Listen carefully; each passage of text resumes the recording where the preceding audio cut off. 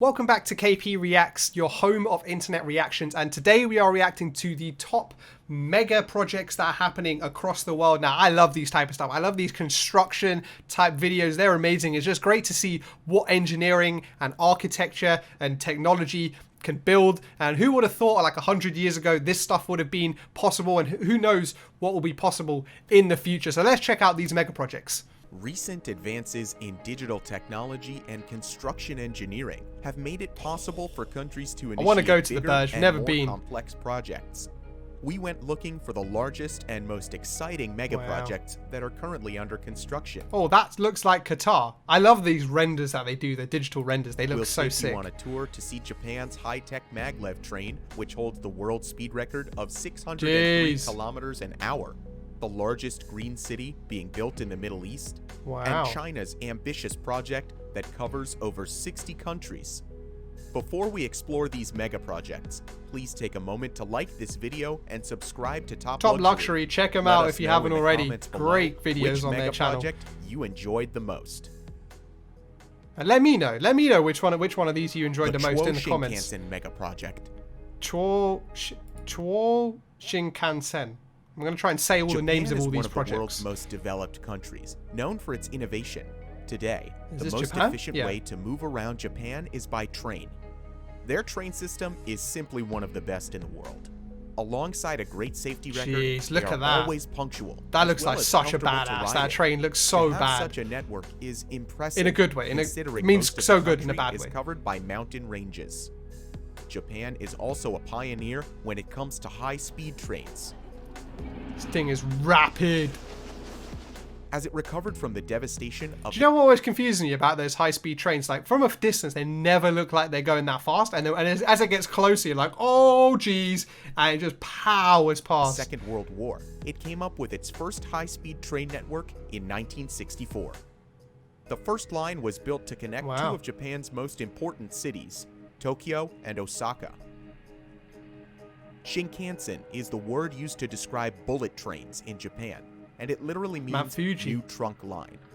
The design of the bullet train, with its needle-nosed aerodynamic shape, is iconic and one of the most recognizable pieces It looks of so Japanese sick. engineering. I think that middle bit there is where the driver sits. That's like front and center. It's like a McLaren F1, basically. When they launched, the trains could reach a speed of 210 kilometers per hour. Wow. Over the years, that's still the very bullet quick trains back have been in the getting day. faster, and the travel times have been getting shorter.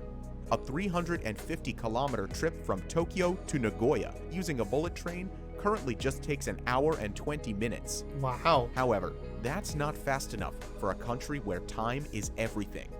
That's why Japan wanted to cut the time by 50%. Their solution was to build the Chuo Shinkansen mega project, a new Jeez, train look at that this will thing. use cutting-edge maglev technology. Wow. What exactly That's actually scary. Like, it's actually genuinely scary is how a quick it's maglev going. train? Maglev is short for magnetic levitation. Wow. A maglev train works by using two sets of magnets, one set to repel and Bro, push look how the long train that up nose off is. the track, and the other set to move the elevated train ahead. This means that the train can take advantage of the lack of friction to achieve a normal operation speed of over 500 kilometers per hour. Jeez. You could say it's a floating train, and an amazing feat of engineering. Wow, It that's currently holds the incredible. world record of 603 kilometers per hour Oh with the my. experimental maglev train LO series. It has a much higher acceleration and deceleration performance Thing compared is, they have to like do it at a pace though, where like you as a passenger don't just feel like wow, like you've just been like to thrown back conventional like a high-speed roller coaster rail, ride. making it stand That's what out makes it from so the impressive. competition. Wow. The construction of the Chuo Shinkansen began in 2014 and is estimated to cost almost $90 billion. Wow. The commercial service between Tokyo and Nagoya is due to begin in 2027, and the trip, which currently takes over an hour and 20 minutes, will only take 40 minutes. Jeez. There are also plans to extend the line Knock Nagoya so to much time Osaka off. by 2045. Here's something interesting about Japan's high-speed rails. Over 60 years of operation, they have had zero fatal accidents, making them one of the safest forms Wow. of transportation in the world.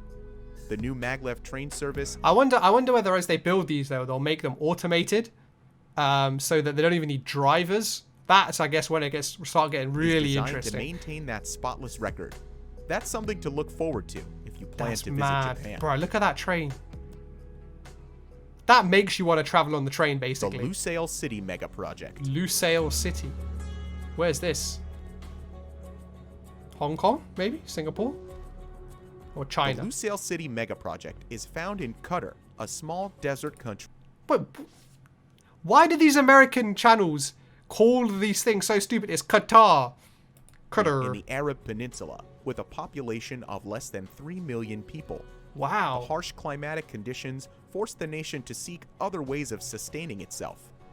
Fortunately, Qatar has the world's third largest natural gas reserve and is one of the largest you know what? That's going to keep annoying me. It's Qatar. Exporters of natural gas. Because of its low population and high revenues from oil and gas, it's considered to be the richest country in the world today. Wow. In order to anticipate the need that would explain how they won the World Cup, to house a growing population, the idea for Lusail City was born in 2005.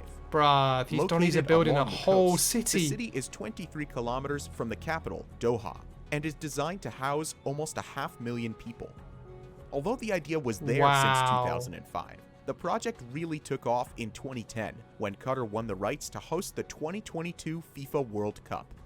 They made history, becoming the first country in the Middle East to be selected to host the soccer event.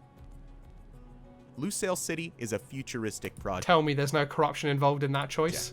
As part of Qatar's Vision 2030, it's being built with the desire to create a modern and ambitious society. Oh my days. It's the first green city in the country and the largest development that has been undertaken in the Middle East. These guys just do developments on a completely different scale. Like in the Middle East, we think about a building and a small ecosystem around it. These guys are building straight out cities. Unbelievable. Although it stands as an independent urban center, Lusail will be connected to Doha by subways and state-of-the-art train lines. Developers expect visitors to be attracted by the city's marina, one of the biggest in the region, as well as its shopping malls, business districts. You know this place is going to be sick, right? And amusement park.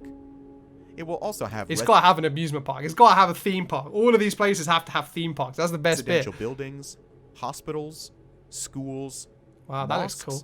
And 22 hotels built to international standards. As a World Cup host, Lusail City will also have one of the biggest stadiums in the Middle East. Wow, let's take a closer look at the stadium. That stadium looks mad. The construction of the Lusail Iconic Stadium began in April 2017 and will be strategically located in the middle of the city. The stadium's centerpiece structure is designed to mirror the ancient Arab craft of bowl weaving, and the saddle-form roof floats above the concrete bowl. As one of the basic requirements, it needed to have a highly efficient energy-saving system. This is important because Qatar's climate is intense, and the building will help to cool the players and fans when the games are taking place. Without it, you would simply not be able to watch a game or play it for 90 minutes. To round off its eye-catching design, it also has a great community space with room for shops, athletic and education facilities, as well as a it literally looks like it's from a different planet. 80,000 people. The stadium will cost $45 billion. You see, the problem with this though is the problem Rio had as well, right? Or Brazil had, right? With this stadium will not be used after the World Cup. Like, what are they going to do with this stadium that fits 80,000 people after the World Cup? Which is, I don't get it. Like, the whole purpose of, one of the key criteria they say about winning a World Cup bid is that you can, you have like a future for all of this. Like, what are they going to do with this? Play like Al Hill, is that the name of the Qatari team? Like, they're not going to fill 80,000, are they? Qatar has received some criticism. They have been faulted for alleged corruption that happened during their selection as hosts of the 2022 World Cup, and for the country's mistreatment of migrant workers, which directly concerns projects. If they didn't mention it, I was going to talk about it, right? Like, because this whole project and all of the stadiums that are being built in Qatar, they're all being marred by all sorts of issues around employment rights, like payment of migrant workers, like worker conditions, all of that type of stuff. And this World Cup is not free of controversy. It's going to be very controversial when it does happen. Workers will die in Qatar by 2022. Damn. These problems could lead FIFA to cancel the tournament in Qatar, but that remains to be seen. With a wide range of facilities built to the highest international standards, Lusail City will be one of the most important cities hosting the main stadium, teams, and fans during the 2022 World Cup. Its existence isn't necessarily dependent on any tourism boom the tournament would bring. Because of its focus on sustainability, it's expected that the city will continue thriving look at that building. beyond the tournament. China's new Silk Road Megaproject. Oh, I've heard about China this. has been the fastest growing economy in the world since the 1980s. This is a shipping lane, with an average right? annual growth rate of almost 10%. This transformation has influenced every aspect of China's society, culture, and economy. As a result, China has become the world's largest economy, as well as a leader in manufacturing and trade. However, the recent slow growth of China's economy and rocky trade relations with the United States of America have pressured the country's leadership to rethink their growth plans. In 2013, China's president, Xi Jinping, announced the new Silk Road, that is also now called the Belt and Road Initiative. It's a brand new trade corridor, which consists of a global infrastructure network of roads, railways. This is basically like China's way of like connecting the entire world and making it impossible for anyone to ignore China, basically. Air and seaports. It's incredible what they're trying to do. Routes, labeled the Belt, and the maritime routes, labeled the Road, involve countries on 3 continents and more than half the world's population. That's mad. You could say it's the largest infrastructure project in modern history. The inspiration for the project came from the ancient Silk Road, an old trade route that once ran between China and the West during the days of the Roman Empire. Yeah. It's how Oriental silk first made it to Europe. China has taken the knowledge from the past and revived it in the present to protect its future relations. If this comes with off, other it will be nations. crazy. It will be And they're absolute going madness big, if with it the comes project off. altogether estimated to cost a whopping $900 billion. What even is that number? 900 billion. Like, that's not even a number any of us can ever, like, even imagine. A new That's era incredible. of globalization. Still ambitious, in January 2018, China announced another road to the belt, the Polar Silk Road. Here, Oh, wow. China wants to develop new shipping routes in the Arctic together with Russia. This means setting up energy and infrastructure projects in the Arctic Circle.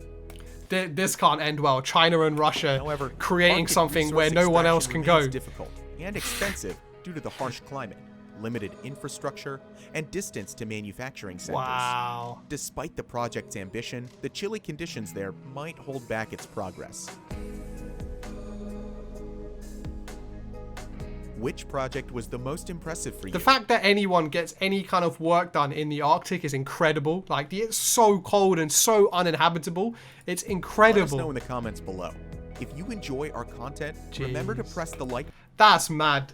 You know, it's crazy to think that, like, everything's kind of, what's really interesting is everything, all of those mega projects we kind of talked about and saw, they're all very much in the eastern part of the world, kind of Middle East onwards. You don't really see too much in that kind of developed world. I expected to see 1 or 2 things possibly in Africa, but, you know, a lot of that big development, a lot of these mega projects are going to be in the Middle East and Eastern. You know, they're not going to be in the likes of the UK, the US, Canada, places like that, just because there's no need for these types of mega projects. You know, we've got huge amounts of stuff to sustain already, and I definitely think it's these kind of more Eastern countries that will, obviously doing these mega projects, but will continue to do them as well. So yeah, it'd be very, very interesting to see what happens there. But that's it for this video, guys. Make sure to subscribe if you're not already, and I'll catch you on the next one.